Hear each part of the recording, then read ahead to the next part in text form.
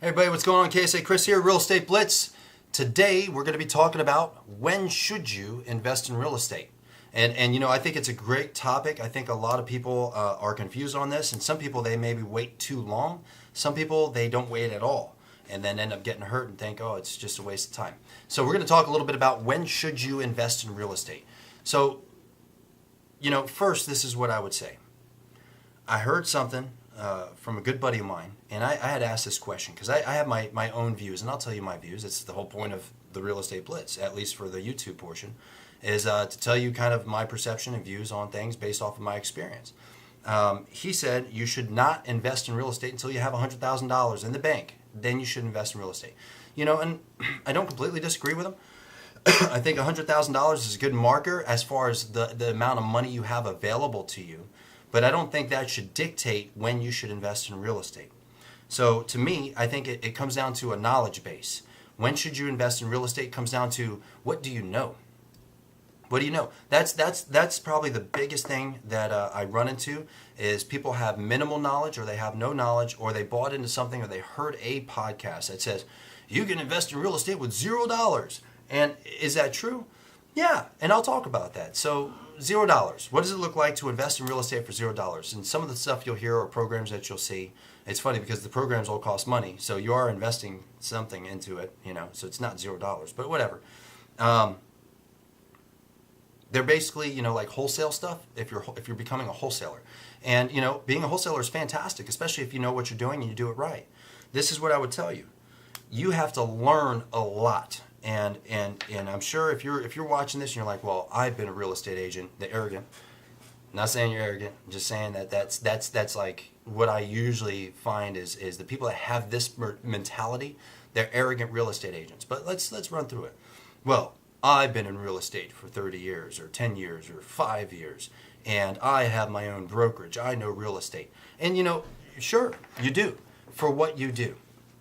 For what you do, for helping people buy and sell homes or commercial or whatever else it is, you probably are very, very well versed and very knowledgeable about what you do.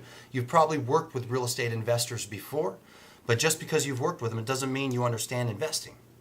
Does that make sense? If you can't wrap your head up on that, just keep listening and maybe you'll catch up, right? So I'll give you a quick example. I had a friend of mine, this was some years ago, and she calls me up out of the blue. And she says, I got a killer deal for you. I got an ideal property. It's right up the street from you, which is in Duluth.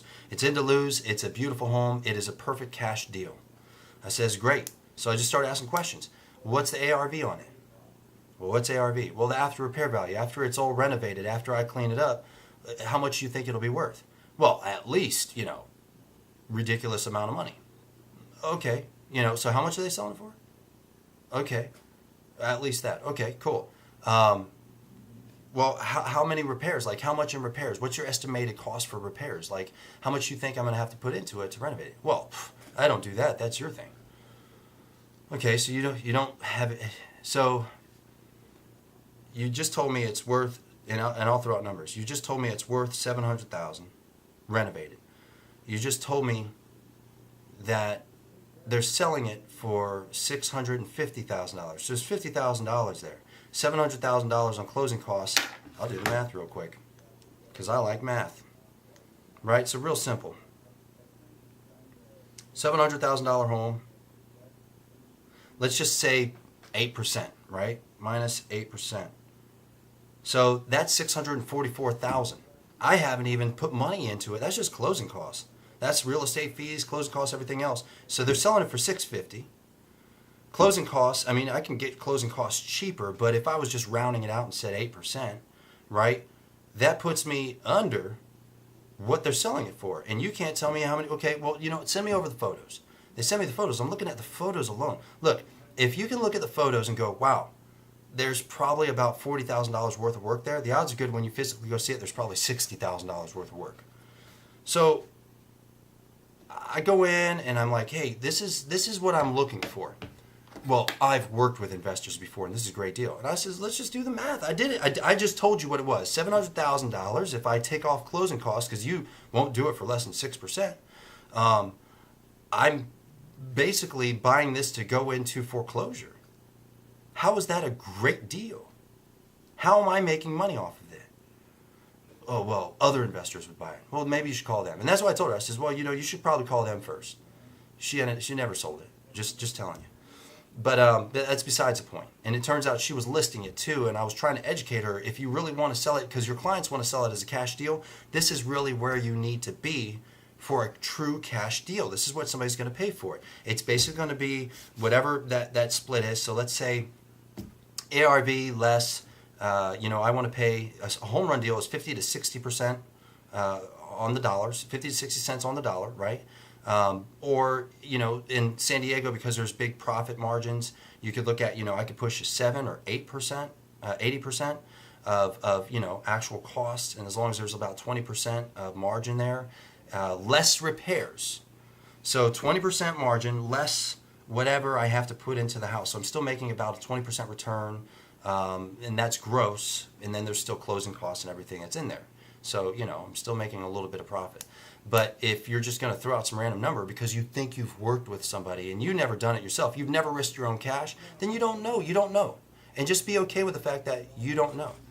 So number one, if you're a real estate agent, you absolutely should be in investor club meetings. You got to be in investor club meetings. It's a no-brainer. There's investor club meetings all across the nation. Number two, you need to get on biggerpockets.com. It's very rare, and I've said it before, that I'll actually go and say, oh, this is a great place. You got to check it out. Bigger Pockets is a great place. They have amazing contributor posts. They have great ebooks. They have a very nice network of other local investors that you can meet. That'll also tell you where all the different investor groups are, and you can learn a lot from that. Number three, you got information everywhere. You got YouTube.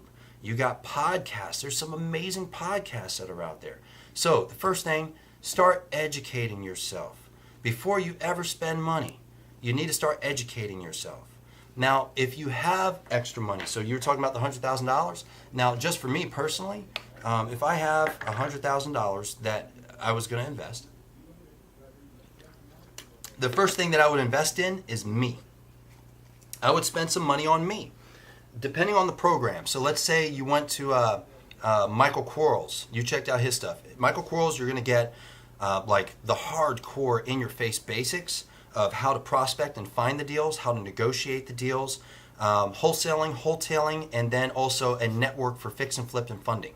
Fantastic. If you want to get into buy and holds, you got to go check out Jay Massey. Jay Massey has a program, and all these range anywhere from like $3,000 to $10,000. Jay Massey is going to teach you how to do buy and holds. He'll teach you how to use syndications to purchase with other people's money. He's going to teach you all these different things. You could check out Sean Terry. Sean Terry, if you just want to get into wholesaling, it's going to, it's pretty cheap up front, and then it's like $10,000 for the whole kit and caboodle. You could check that out.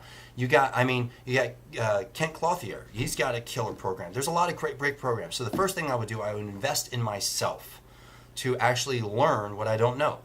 This is not to subjugate number one. The number one thing you should do is teach yourself. Do your own research. Get out to investor club meetings. That's a must. Absolute requirement. Number two, start listening and reading everything that you can get your hands on. Podcasts, YouTube videos. There's plenty of stuff. Anything that you can imagine, it's out there. And then start picking up some books. And maybe I'll sit down one of these days and I'll write out all the different books that you should maybe check out. Number two, invest in yourself if you have capital. If you have capital, invest in yourself.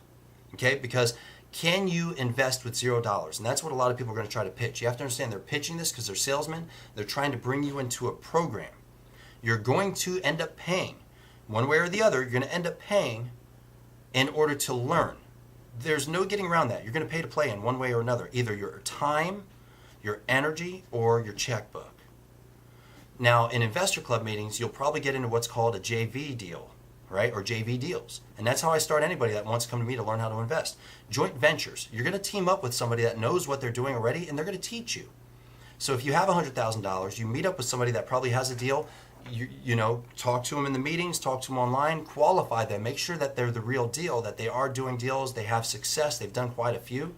And then you can look to provide bridge or gap funding. You can actually try to take that money and learn. You say, I will give you the money, I'll take less of a return on my money, so you can teach me the business. And you can start investing. If you're doing 0%, it's going to be a lot of sweat equity and a lot of learning. If you want to do it with $0, it can be done. But you're going to have to consume everything that you can find and that you can listen to. You're going to have to learn how to network. So like right now, you're listening to me. You saw this. I have people do it all the time. I got a new phone. So, bam, got a new phone, right? But yeah, I have people all the time. They call me. They see the video or whatever, and then they physically call me. Reach out to the people that you're listening to. Reach out to the people that you're reading about, and see if they'll give you the time. And just ask questions. Ask a lot of questions. Build a relationship. And that's what I did, how I met Michael Quarles years ago. He's coming out here next week to meet my team out here, and he's helping me build a different business that I'm working on right now. We became really good friends. Dude,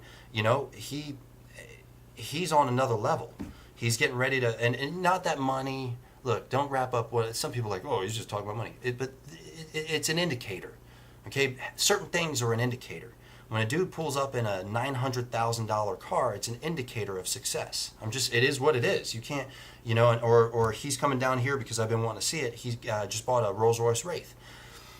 I want to see it. It's an indicator. Not only that, but that's my way of dream building as well, because that's where I want to be. Just be able to, once a year, I buy last year at the end of the year, he bought a Rolls Royce Wraith. This year at the end of the year, he's buying one of those Rhinos. It's like close to $1 million vehicle. It's an indicator.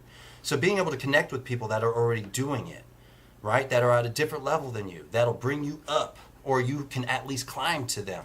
It gives you an option, an opportunity, and a vision. I think that's important. So when is it a good time? When should you start investing as a real estate agent? A, you have two routes. When you get to $100,000 and you have the knowledge base, because I already told you number one and number two, and then you start using your money. Or B, you got no money, right? And then consume, and network. And then you're going to eventually make money. And then you take that money and you start moving it.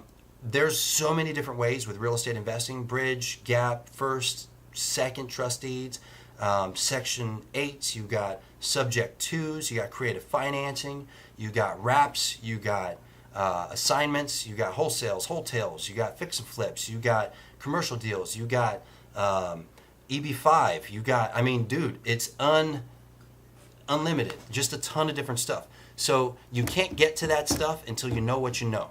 So to give you the best answer to the question, when should you invest in real estate? When you actually have something here. Start learning first. When it starts making sense and you can start putting something behind it, if you got money, don't spend your money by yourself. We just listed a house for a lady. She did that. She jumped head first, and we brought in our contractors. We did everything to save the deal. She may walk away with a couple $1,000s, but she bought wrong to begin with. She bought wrong because she didn't know any better. So you know what? Joint venture. Humble yourself. You're going to make a little less money. I joint venture. I didn't even joint venture. I worked for somebody, so you know my story. I worked for a guy for free for a year so I could learn that business. And then I joint ventured after that for about a year. I still do joint ventures. I still love them. I'll joint venture all day. If you got a deal, I'll joint venture with you. Because that's that's the difference between investors and real estate agents. Real estate agents, nobody wants to tell nobody nothing. Nobody wants to share information. Nobody wants to share the secret sauce. Investors don't care because they realize that they're going to make money with you. If they share something with you and you come up on a deal, we're going to be able to do something together. So A, get this right. B, try to team up with somebody that's already doing it, that you respect, that you'll listen to. And C, go out there and make your money. Try to learn more. Try to expand. Try to, try to protect your money, but invest at the same time. There's going to be risks. And just have fun. Investing should be fun and profitable. But that's all I got. If you have any other questions, hit me up. As always, you can drop a post down below. That's on Facebook and YouTube. Do me a favor, like, share, comment on all of them. Make sure you pass it to your friends. Tell your mom. Tell her to watch a Blitz. If she don't know anything about real estate, but you want to show her what you do, put your mom on here. I'd love to have her watch. And, always hit me up if you have any questions or something that you want me to talk about. If I don't know it, I will find somebody that does. Again, appreciate you. Talk to you all soon.